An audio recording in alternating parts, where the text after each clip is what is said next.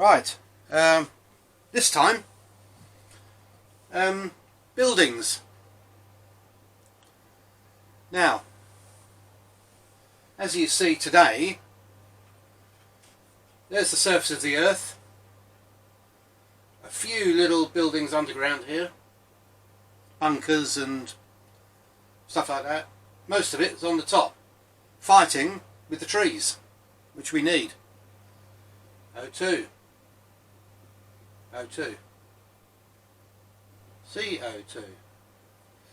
Now, what's happening at the moment is we're cutting trees down to make space for farming and other stuff. All the buildings that are there, you know, they get into disrepair. We have to knock them down, we build another one. We've got no space, so there's people, rich people in London buying up a big house which isn't to their design, knocking it down and building their own in some of the rich areas.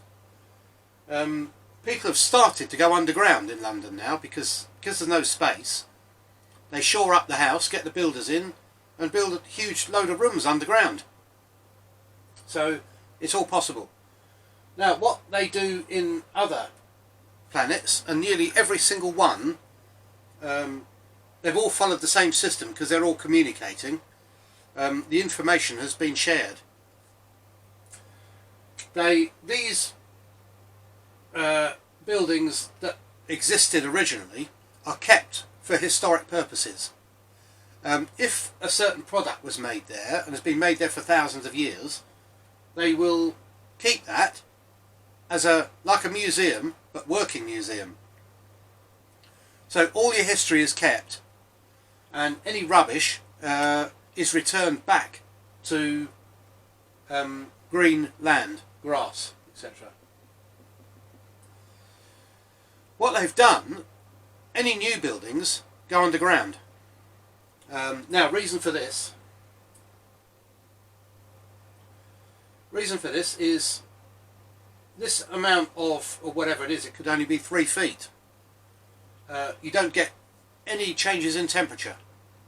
The last 3 feet of earth, if you bury something, will cause your rusty object to go rusty, because the inside of your container gets hot and cold and hot and cold. Say 20 feet below. I'll give you a little example here. Years ago, an old Royal Observer Corps bunker came up for sale, which I went for and bought. And I redid it out inside and everything. And halfway up the shaft with the ladder, you could see where the condensation stopped. And that was running down, and actually over a period of 6 months would fill up the sump. So you'd need to pump. That was just condensation running down for the top 3 feet of the shaft. The rest of it bone dry. That's one thing. The other thing is when the hatch was shut and the door was shut at the bottom, if I had a candle burning, that would heat the place up. And it's a room about 15 feet by 10 feet, 10 feet tall, and a candle would heat it. You know, to the point where you had to take your jacket off and stuff. It was amazing. So going underground, not only we'll have to save heat eventually, soon we will run out of things to burn to heat up our homes and stuff. So the only possibility is wind and solar. Nuclear has been a no-no from these planets for years, except if it's on another planet, and what they do, they transfer it to a beam of light and pick up the light from their planet. That's the only thing you can do. Otherwise, what can happen will, as we've seen with Chernobyl and that one in Japan that went off. You know, they go off. There's nothing you can do about it. No matter how many safety systems you put in, they will destroy you eventually. So underground, so anything new, if you want a factory built, they put it on their mobile. Oh, we're going to make this. Somebody comes, digs a big hole.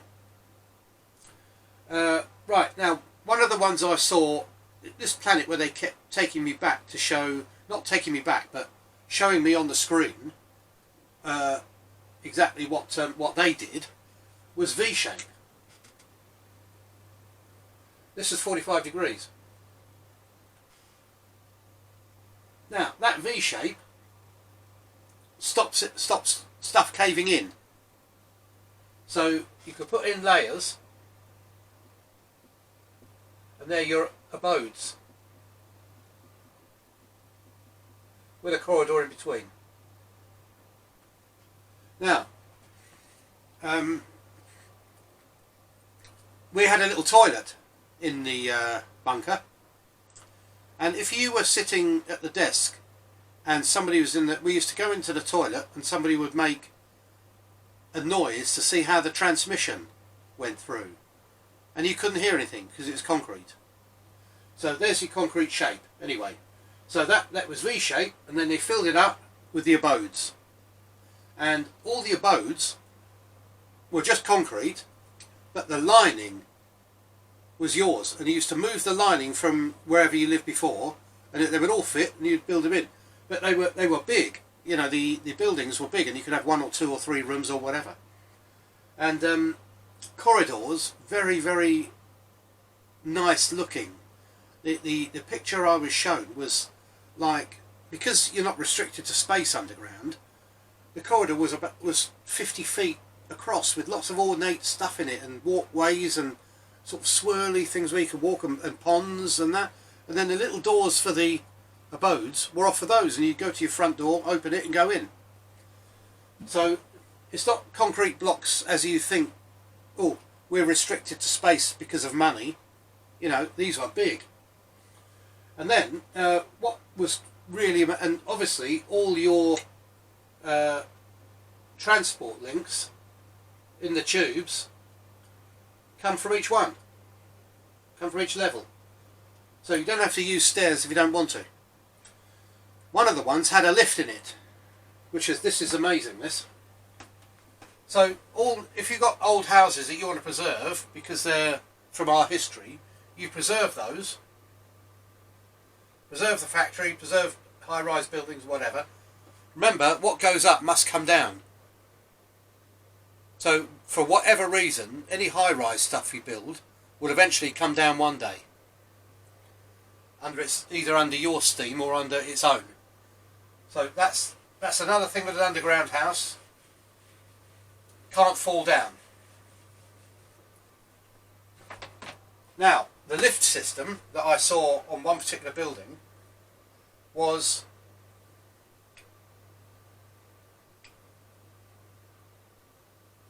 imagine the lift in a shaft.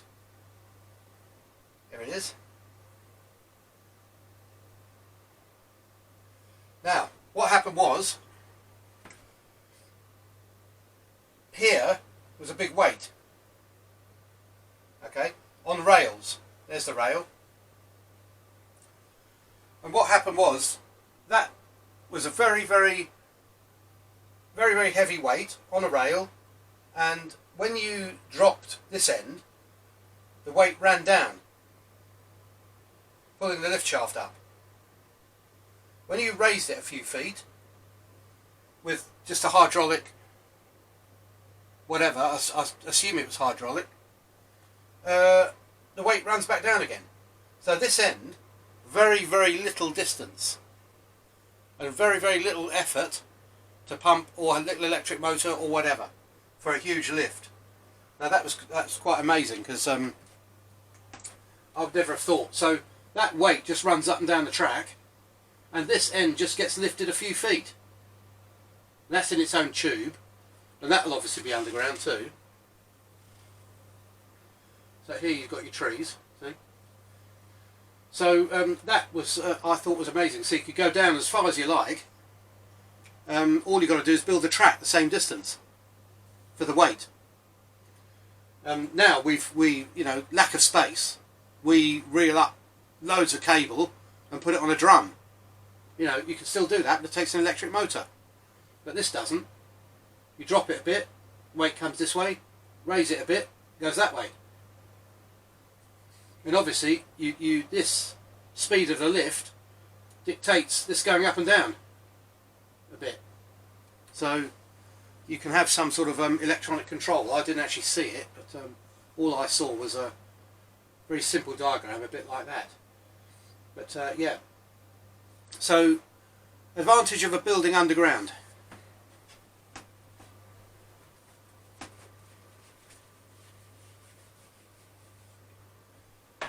Heat.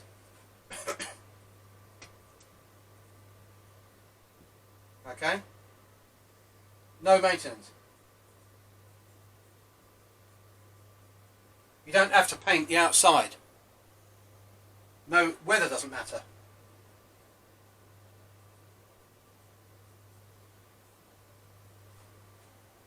Doesn't matter if it rains, does it? You're underground. Obviously, because of the fact that there isn't a value engineering going on because of money, you can put as much tar or as much whatever you like on the outside of that before you put the concrete in. You know, to make sure it lasts forever. I know that German bunkers built 70 years ago still look as if they were built yesterday. A lot of them, you know, they're amazing. Heat, not a problem, no maintenance. Weather. Now, here's the one we're going to need, that they say we're going to need badly in the future. Climate control.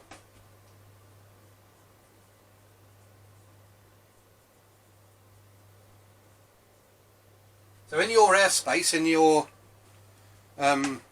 abode, you can have what the planet had 1,000 years ago, where obviously we evolved from. If it was us, for instance, we would want 70% nitrogen, hardly any CO2, oxygen, whatever. You can produce that underground. You can't do that in a building above because it just leaks out and you waste resources. So climate control we're going to need. Now if it goes absolute pear shape and there isn't any oxygen in the air anymore or whatever, a bit like Mars, and starts to heat up, you still, underground, you just go a bit deeper. Okay, it might get a bit warmer, but not as warm as it is on the surface. It's actually colder. And so you get that climate control, full climate control then, where you don't let anything in from the outside at all, but it's got to be there in the first place. On this planet it isn't. There might be enough for the rich and for governments, but there's no point if you haven't got anything to govern when you come back to the surface, you know. So if there's bad weather, if Krakatoa goes off, if Yellowstone goes off, if we're hit by a meteorite, anything like that, underground, you've got your own climate. Weather. You know, if you've got a building underground and your transport system's underground as well, doesn't matter how hard it rains, doesn't matter how hard it snows, the whole place can be iced over and you won't notice. And it's not going to be doing damage to your house. Your tiles, you know, your windows, heat escaping everywhere, which is what it's doing here. No maintenance. You know, heat.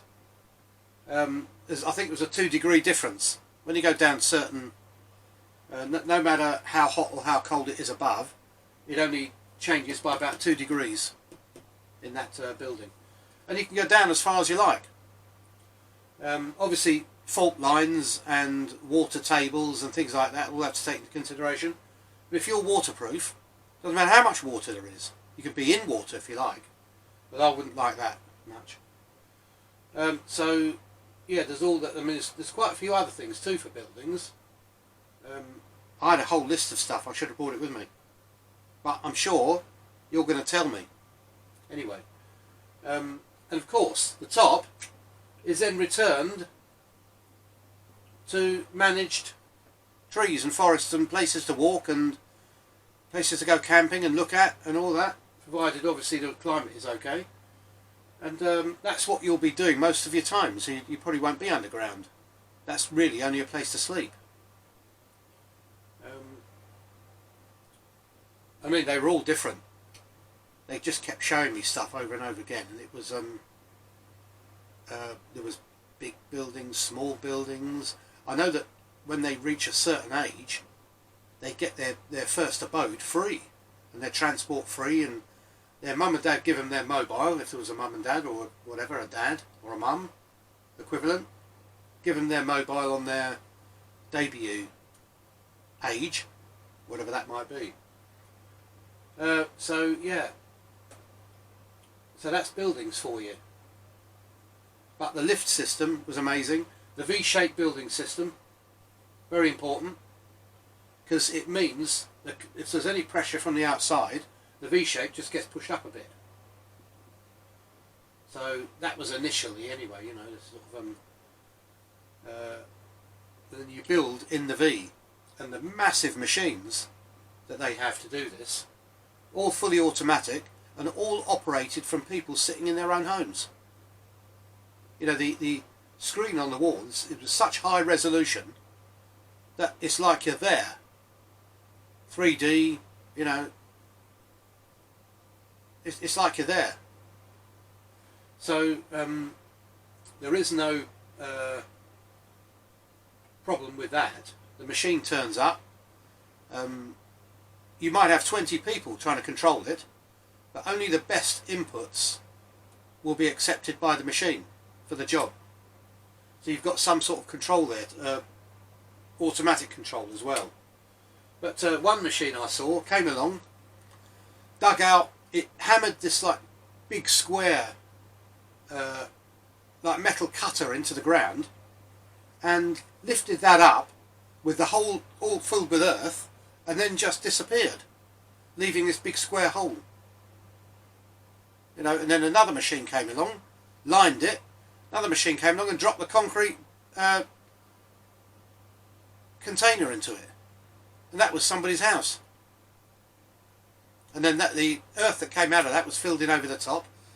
The funny thing was, historically, they actually took the earth back somewhere and went through it to find any artefacts.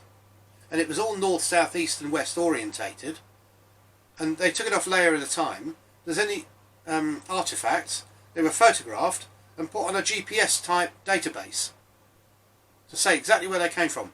So when you look on the screen, almost like DNA, these artefacts came up, people could identify them and say, ah, right, there's a load of broken china there, that must have been a settlement. Yes, and people can do that from home using their screens. So you don't have to be out there digging in the mud, because the machines are doing it for you.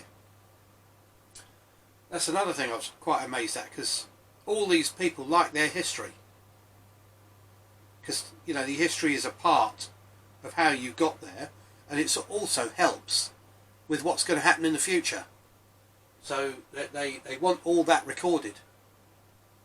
And then that goes into a museum or a centre of excellence for pottery or whatever, and you can go and see that when you get to the percentage, which are obviously very low. All those, like just looking round museums and that, you hardly have to do anything. In fact, if in this country, if you just went out and swept the street and videoed it, somebody on there would say, yeah, he's done a good job there, we'll put him onto his centre of excellence.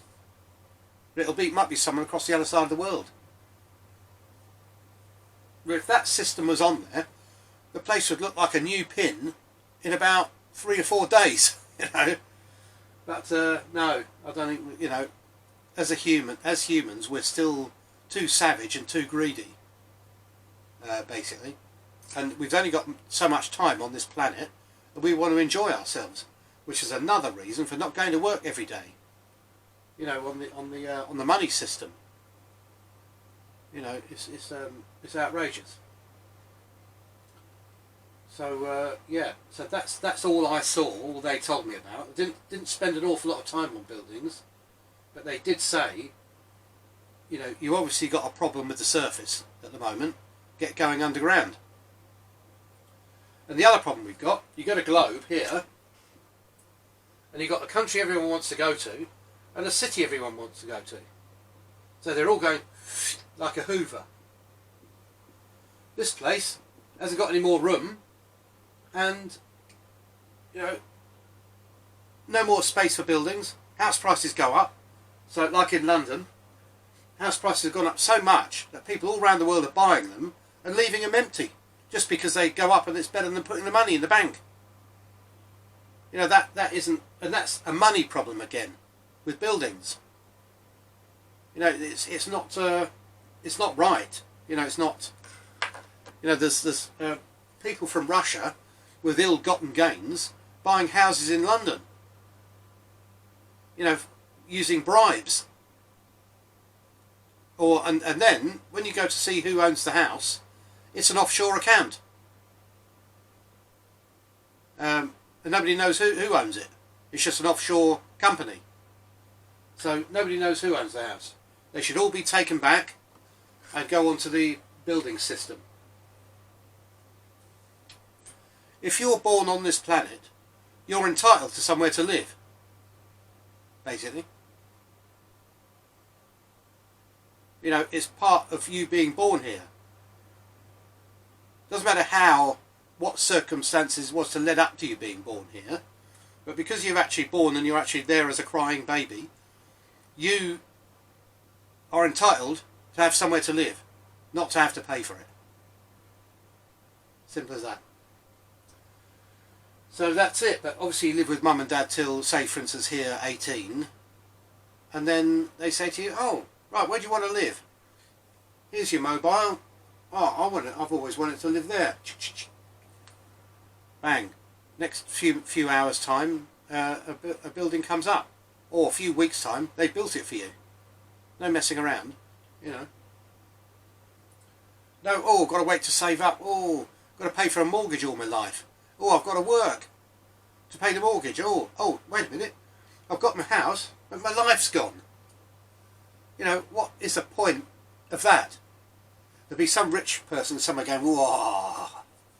You know, but apart from that, that's the only person that's actually